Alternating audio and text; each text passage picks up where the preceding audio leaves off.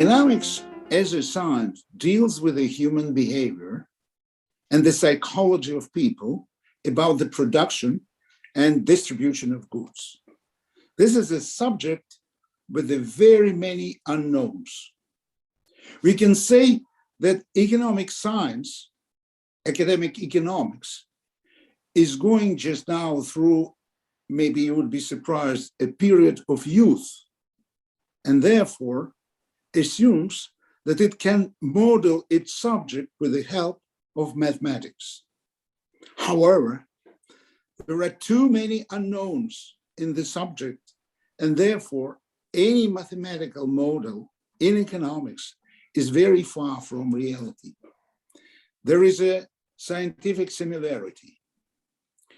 As my supervisor said to me 50 years ago, this is done by the people, by those who do not know mathematics well enough to be a mathematician and do not understand the real economy enough to be an economist. This is, of course, one more joke, but academic economics is an academic science, is very far from practice and reality. Therefore, it does not really see and does not understand the prospects.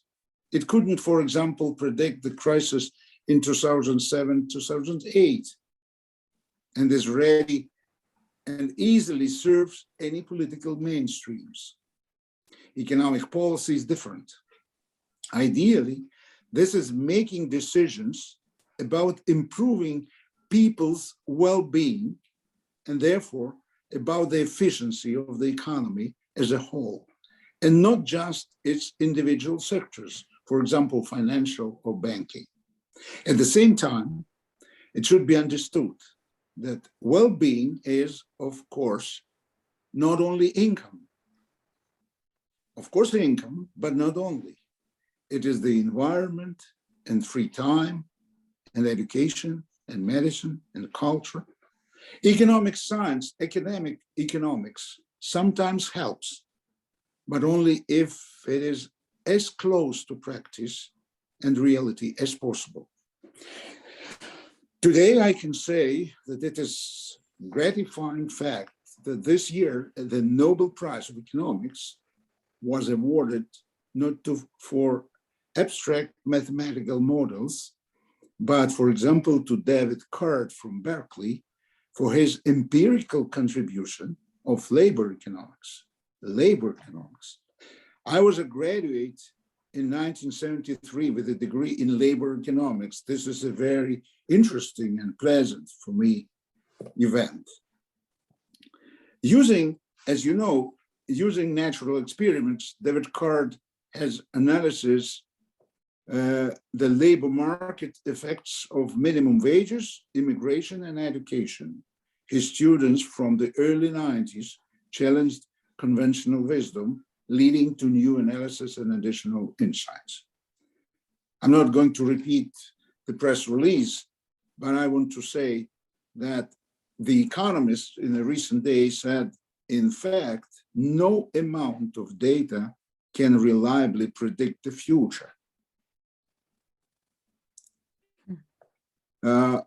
Unfathomably complex dynamic economists rely not on Big Brother, but on the, now I want to underline what The Economist said, on the spontaneous behavior of millions of independent firms and consumers.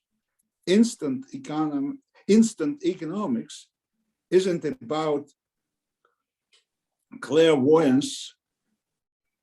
Instead, it's promise a prosaic but transparent, be better timeline and more rational decision-making. So that's what I can say answering this question about economic science and economic policy.